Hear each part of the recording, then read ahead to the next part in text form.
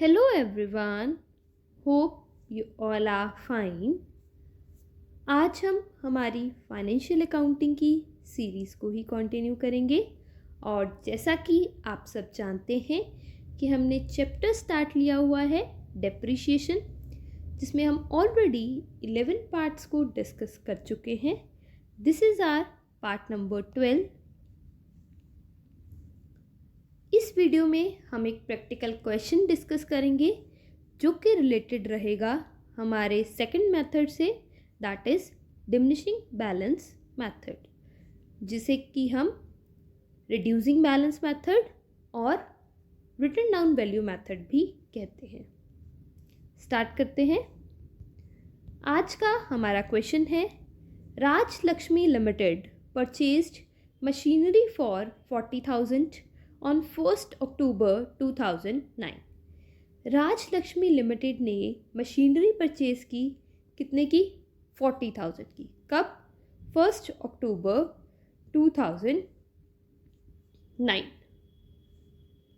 Next is depreciation is provided at the rate 10% per annum on diminishing balance method. आपको depreciation लगाना है कितना? 10% per annum, यानी 10% साल का.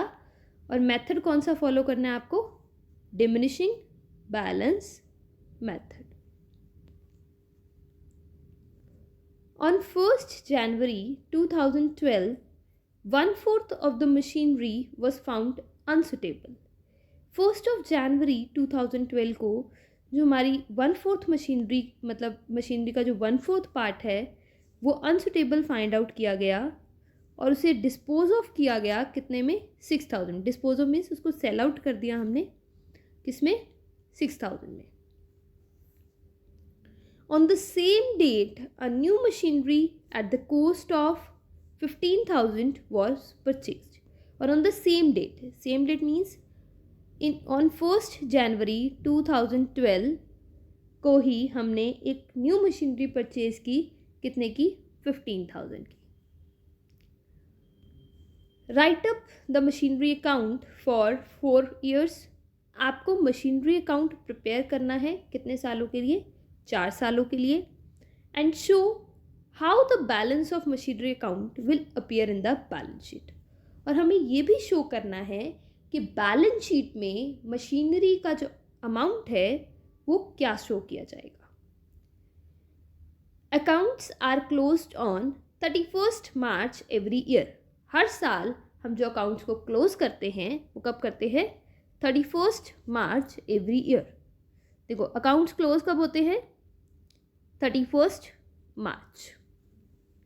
ओके, दैट मीन्स ओपन कब होंगे?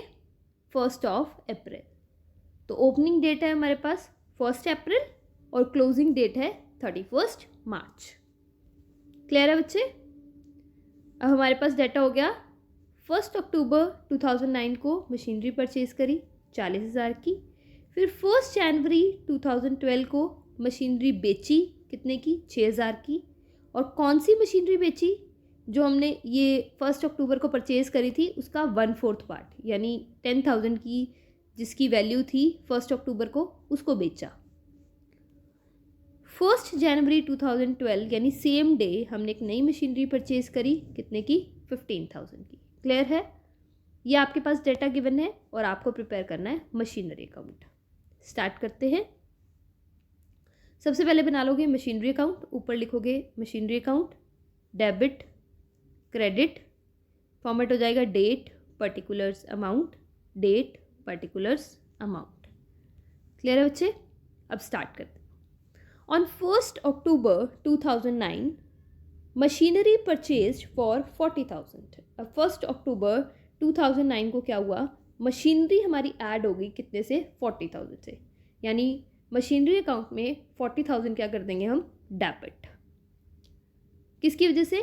To bank account. क्लियर है? तो मशीनरी आ गई हमारे पास कितने की? 40,000 की. अब हमें अकाउंट्स को क्लोज कब करना है? 31 मार्च. सो दैट मीन्स अब अकाउंट्स क्लोज हो जाएंगे हमारे 31 मार्च 2010 को. अब देखो, इसके बीच में कोई परचेज सेल तो नहीं है, दैट मीन्स अब क्लोज कर देते हैं। क्लोज करते हैं तो क्या करते हैं, डेप्रिसिएशन फाइंड आउट करते हैं और फिर बैलेंस फाइंड आउट करते हैं। सो डेप्रिसिएशन फाइंड आउट करते हैं बाय डेप्रिसिएशन। डेप्रिसिएशन कितना लगाना, देखो 40,000 की मशीनरी है, डेप्रिसिएशन गिवन है हमारे पास कितना 10% पर एनम, ठीक है। तो 40,000 इंटू 10 डिवाइड बाय 100। अक्टूबर में ली थी मशीनरी और मार्च को हम डेप्रिसिएशन लगाने हैं, तो कितना टाइम यूज़ करी हमने ये मशीनरी, अक्टूबर, नवंबर, दिसंबर, जनवरी, फरवरी, मार्च, यानी कितने मंथ्स हो गए हमारे 6 मंथ्स। तो डेप्रिसिएशन भी कितने का लग जाएगा 6 मंथ्स का। सो ये लग गया हमारे पास कितना 2000। क्लियर है। सो डेप्रिसिएशन लगा दिया 2000 का। उसके बाद हम क्या करते हैं, बैलेंस फाइंड आउट करते हैं।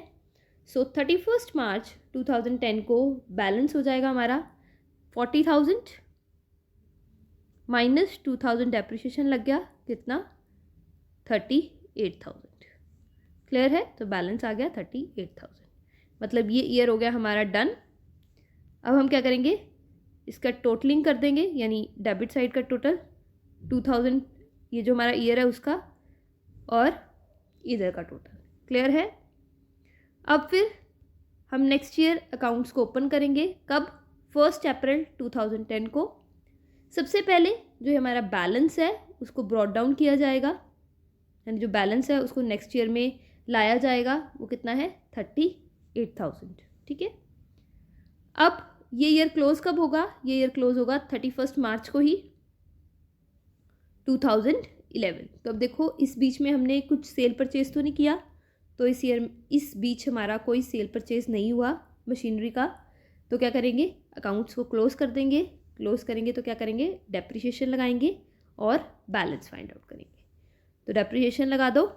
डेप्रिसिएशन कितना हो गया 38,000। अब डिमिनिशिंग बैलेंस मेथड है तो डेप्रिसिएशन किस पे लगेगा, ये बैलेंस जो आया उस पे, into 10 divide by 100, that is 3800। Depreciation लग गया 3800 का। फिर बैलेंस निकाल लेंगे। बैलेंस कैसे निकालेंगे, देखो 38,000 बैलेंस था, डेप्रिसिएशन लग गया 3800, तो कितना आ गया हमारे पास 34,200। मतलब 31 मार्च 2011 को हमारी मशीनरी की वैल्यू कितनी रहेगी 34,200। क्लियर है। ये अब हमारा ईयर हो गया डन। अब नेक्स्ट ईयर फिर अकाउंट्स को ओपन करेंगे। कब करेंगे, 1 अप्रैल को। सबसे पहले ये जो बैलेंस है उसको ब्रॉट डाउन करेंगे। तो बैलेंस ब्रॉट डाउन कर लिया, दैट इज़ 34,200। क्लियर है बच्चे। अब अकाउंट्स को क्लोज कब करना है, 31 मार्च 2012। अब इसको हम अपने अकाउंट्स को क्लोज करना है। अब इस बीच हमने कुछ किया तो नहीं, इस बीच हमने एक मशीनरी सेल आउट की है और एक मशीनरी परचेज किया है, तो उसको करना पड़ेगा। 1 जनवरी 2012 को हमने मशीनरी बेची कितने की 6,000 की, जो कि हमने परचेज़ करी थी 1 अक्टूबर को। बट हमने सारी मशीनरी नहीं बेची, 1/4 पार्ट बेचा। यानी अब हमें ये जानना पड़ेगा कि जो हमारी 1/4 मशीनरी है उसकी क्या वैल्यू है 1 जनवरी 2012 को, तभी हम प्रॉफिट और लॉस फाइंड आउट कर पाएंगे ना। सो देखो अब बैलेंस आ गया हमारे पास 34,200। अब हमें निकालना है कि जो ये हमारी 1/4 मशीनरी है उसकी क्या वैल्यू है 1 जनवरी 2012 को, यानी उस डेट को जब हम इस मशीनरी को सेल कर रहे हैं। जब हम इस मशीनरी को सेल कर रहे हैं तो हमारे अकाउंट्स में उसकी क्या वैल्यू है। देखो 1 अक्टूबर 2009 को हमने परचेज़ की थी मशीनरी कितने की 40,000 की, बट हमने वो नहीं बेची, उसका 1/4 बेचा है। तो यानी 1/4 कितना हो गया 10,000। सो 1 अक्टूबर 2009 को 1/4 मशीनरी की वैल्यू कितनी थी 10,000। फिर डेप्रिसिएशन लगा होगा 31 मार्च 2010 को, तो कितना हो गया 10,000 10,000 का 10% और 6 मंथ्स का डेप्रिसिएशन लगेगा, तो ये कितना हो गया 500। क्लियर है? सो मेरे पास 31 मार्च 2010 को क्या मशीनरी की वैल्यू आ गई 9500। क्लियर है? फिर डेप्रिसिएशन लगेगा 31 मार्च 2011 को कितना, देखो 9500 पे 10%, बिकॉज रिड्यूसिंग बैलेंस मेथड है, तो जो डेप्रिसिएशन लगेगा वो किस पे लगेगा, बैलेंस पे। क्लियर है?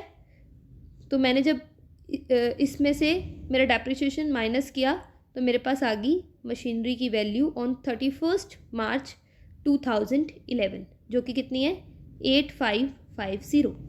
दैट मीन्स 31 मार्च 2011 को मेरी मशीनरी की वैल्यू कितनी है 8550। देखो आप ऐसे भी फाइंड आउट कर सकते हो, और आप एक और चीज़ कर सकते हो, ये जो हमारे पास बैलेंस गिवन है 1 अप्रैल 2011 और वी कैन से 31 मार्च 2001 को वैल्यू कितनी है हमारी मशीनरी की 34,200 है ना। तो हमें ये पूरी मशीनरी की वैल्यू है, हमें जाननी है 1/4 की, तो इसको डिवाइड कर देंगे 4 के साथ, तो कितना आ जाएगा हमारे पास 8550। तो आप ये भी कर सकते हो, इससे भी आपकी वैल्यू आ जाएगी 31 मार्च 2011 को। क्लियर है? तो ये आ गई, बट हमें तो चाहिए वैल्यू ऑन 1 जनवरी 2011, बिकॉज तब हम इसको सेल आउट कर रहे हैं। अब देखो कितना टाइम हमने उसके बाद इसको यूज़ किया, 9 मंथ्स। 31 मार्च 2011 के बाद 1 जनवरी तक हमने इसको यूज़ किया, तो डेप्रिसिएशन भी किसका लगेगा 9 मंथ्स का। देखो 8550 हमारा बैलेंस है, into 10%, 10 divide by 100, 9 divide by 12, जो कि आ जाएगा हमारे पास 641। क्लियर है? ये वैसे आएगा 641.25। क्लियर है? और इसके बाद हम इसको राउंड ऑफ कर देंगे, और राउंड ऑफ करके आ गया हमारे पास 641। फिर वैल्यू आ गई मशीनरी की हमारे पास 1 जनवरी 2011 को कितनी 7909। क्लियर है? तो हमारे अकाउंट में इस 1/4 मशीनरी की वैल्यू 1 जनवरी 2011 को कितनी है 7909, और हमने इसको सोल्ड आउट कितने पे किया 6000 पे। देखो हमारे अकॉर्डिंग वैल्यू बनती है 7909, और इसको सेल आउट किया 6000 पे, यानी क्या हो गया, ये अमाउंट ज़्यादा है तो हमें क्या हो गया, लॉस हो गया। कितने का 1909, यानी 1909 रुपीज़ का। क्लियर है बच्चे? अब देखो 1 जनवरी को रिसीव कर लिया हमने कितना, मशीनरी के बदले 6000, बैंक अकाउंट डेबिट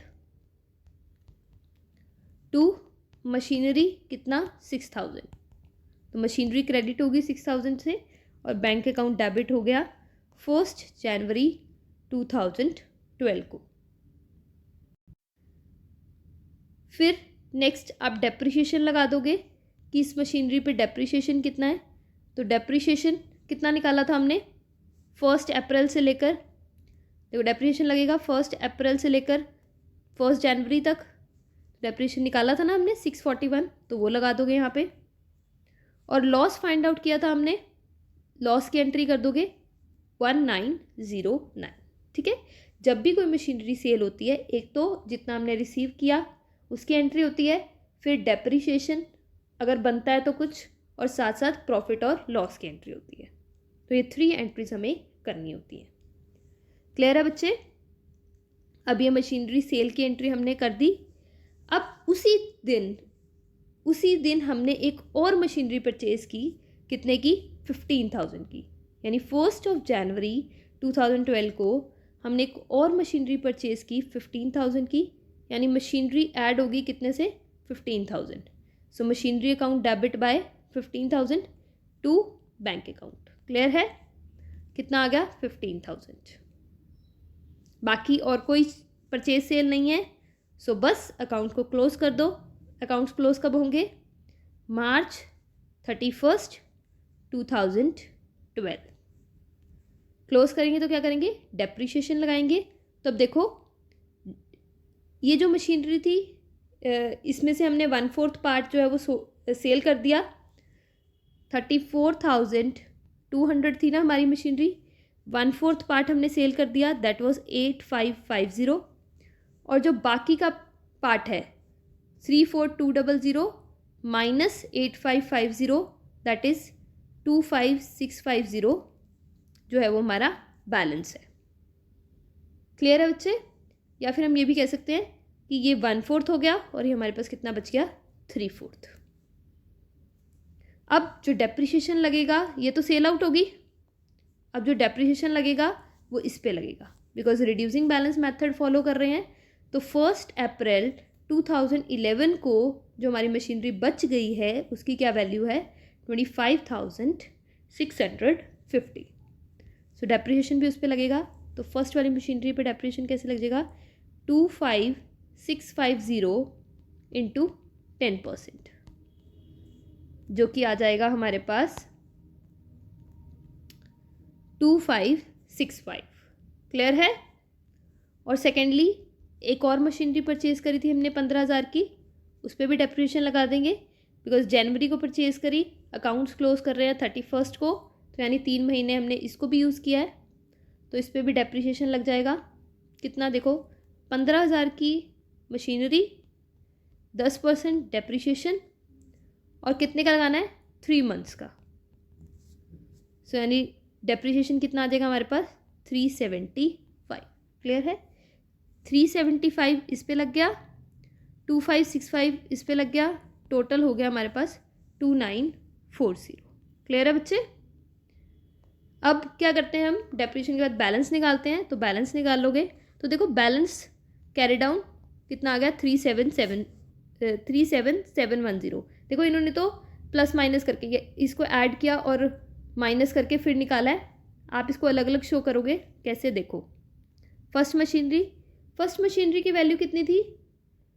25,343 यही रही थी ना, 25,650। डेप्रिशिएशन लग गया कितना? 2565। क्लियर है? फर्स्ट मशीनरी की वैल्यू ये होगी। सेकंड मशीनरी की वैल्यू कितनी थी? 15,000। डेप्रिशिएशन लग गया 375। आप ऐसे शो करोगे, यानी फर्स्ट में आ जाएगा हमारे पास 23,085, सेकंड हो जाएगी हमारी 14,625, जो कि हो गया 37,710। ठीक है? क्लियर है बच्चे? तो ऐसे आप शो करोगे, ऐसे ही इसको आगे लेके जाओगे। फिर सॉरी, ये हो गया हमारा डन, ये वाला ईयर। अब हम नेक्स्ट ईयर में अकाउंट्स को ओपन करेंगे 1 अप्रैल 2012 को। सबसे पहले बैलेंस ब्रॉट डाउन करेंगे। ठीक है? बैलेंस भी ऐसे ब्रॉट डाउन करना, एक मशीनरी, दोनों मशीनरी को अलग अलग ही रखना। ठीक है? आप ये कई क्वेश्चन में अलग रखते हैं और कई क्वेश्चन में साथ में रखते हैं, बट आप हमेशा इनको अलग ही रखोगे हर मशीनरी को। ठीक है बच्चे? तो अलग रख के फिर अब 4 साल के बनाने थे ना, तो ये 4th ईयर हो गया हमारा। तो अब अकाउंट्स को क्लोज करना है कब? 31 मार्च 2013 को। तो अकाउंट्स को क्लोज करते हैं तो क्या करते हैं? डेप्रिशिएशन लगाते हैं। तो डेप्रिशिएशन लगाओ, डेप्रिशिएशन लग जाएगा फर्स्ट मशीनरी पे और सेकंड मशीनरी पे। फर्स्ट मशीनरी का बैलेंस कितना आया था हमारा? 23,085 और सेकंड मशीनरी का बैलेंस आया था 14,625। तो फर्स्ट मशीनरी पे डेप्रिशिएशन लग जाएगा 2,308.5, 10% लगाना ना, और सेकंड मशीनरी पे लग जाएगा 1,462.5। क्लियर है? और टोटल डेप्रिशिएशन हो गया 3,771। अब बैलेंस निकालेंगे। बैलेंस कैसे निकालोगे? ये जो हमारा पिछला ये बैलेंस है इसमें से डेप्रिशिएशन माइनस हो जाएगा और ये 14,620 में से ये डेप्रिशिएशन माइनस हो जाएगा। ठीक है? पहला हो जाएगा ये 2,308.5 माइनस 2,308.5 और सेकंड हो जाएगा 14625 माइनस 1462.5, जो कि आ गया हमारे पास, फर्स्ट आ गया 20776.5 और सेकंड वैल्यू आ गई 13162.5। टोटल हो गया 33939। क्लियर है बच्चे? होप आपको ये क्लियर होगा। सो ये ईयर हो गया अब हमारा डन। अब इस क्वेश्चन में हमें एक और चीज़ मेंशन है कि हमें मशीनरी अकाउंट को बैलेंस शीट में भी शो करना है, कि बैलेंस शीट में मशीनरी अकाउंट क्या शो होगा वो भी हमें शो करना है। तो ठीक है, दैट मीन्स हमें 4 साल की बैलेंस शीट भी प्रिपेयर करनी है। तो सबसे पहले बनाते हैं 2010 की। देखो बैलेंस शीट एज ऑन, ऐसे देखो बैलेंस शीट में क्या आता है, एज ऑन आता है, जैसे मैंने आपको पहले ही बताया, March 31, 2010। लाइबिलिटी साइड जो हमारी लेफ्ट साइड होती है वो लाइबिलिटी साइड होती है, राइट साइड हमारी एसेट साइड होती है। राइट साइड में ही शो किया जाएगा हमारा मशीनरी। मशीनरी अब कितने की, देखो 31 मार्च 2010 को मशीनरी की क्या वैल्यू है, मशीनरी की वैल्यू है, देखो बच्चे 38,000। ठीक है, तो दैट मीन्स 2010 की जो हमारी बैलेंस शीट होगी उसमें क्या वैल्यू आएगी मशीनरी की, 38,000। ठीक है, अब फिर हम बनाएंगे 2011 की बैलेंस शीट। तो 2011 की बैलेंस शीट कब बनेगी, as on 31 March 2011, because accounts close 31 March को होते हैं। वहाँ पर हमारी मशीनरी की वैल्यू आ जाएगी 34,200। देखो बैलेंस शीट एज ऑन 31 मार्च, तो 31 मार्च 2011 को मशीनरी की वैल्यू कितनी है, 34,200। तभी हम बैलेंस फाइंड आउट करते हैं ना, बिकॉज हमें वो बैलेंस दिखाना होता है मशीनरी अकाउंट में। और उसके और सेकेंड इंपॉर्टेंट थिंग, आगे ब्रॉड फॉरवर्ड भी तो करना होता है। फिर अब बनेगी हमारी 2012 की बैलेंस शीट, 31 मार्च 2012। सो 31 मार्च 2012 को मशीनरी का बैलेंस कितना है, 37,710। तो ये शो कर देंगे, देखो यहाँ शो कर दिया balance sheet as on 31 March 2012, machinery की वैल्यू कितनी, 37,710। फिर है लास्ट, अब हम देखेंगे बनाएंगे 31 मार्च 2013 को। तो देखो मशीनरी की वैल्यू 31 मार्च 2013 को कितनी है, 1 मार्च 2013 को कितनी वैल्यू है, 33,939। ठीक है बच्चे, सो यार क्लियर है, क्योंकि आपको पता है ना कि बैलेंस शीट में जो हमें मशीनरी शो करनी होती है वो डेप्रिसिएशन लेस करके शो करनी होती है, तो इसमें हमने सीधा बैलेंस शो कर दिया। क्लियर है बच्चे? होप आपको ये क्लियर होगा। आज के लिए बस इतना ही। आपको ये लेक्चर कैसा लगा मुझे कमेंट करके ज़रूर बताएं।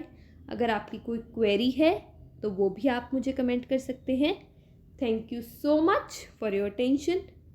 Don't forget to like, subscribe and press the bell icon. Have a nice day.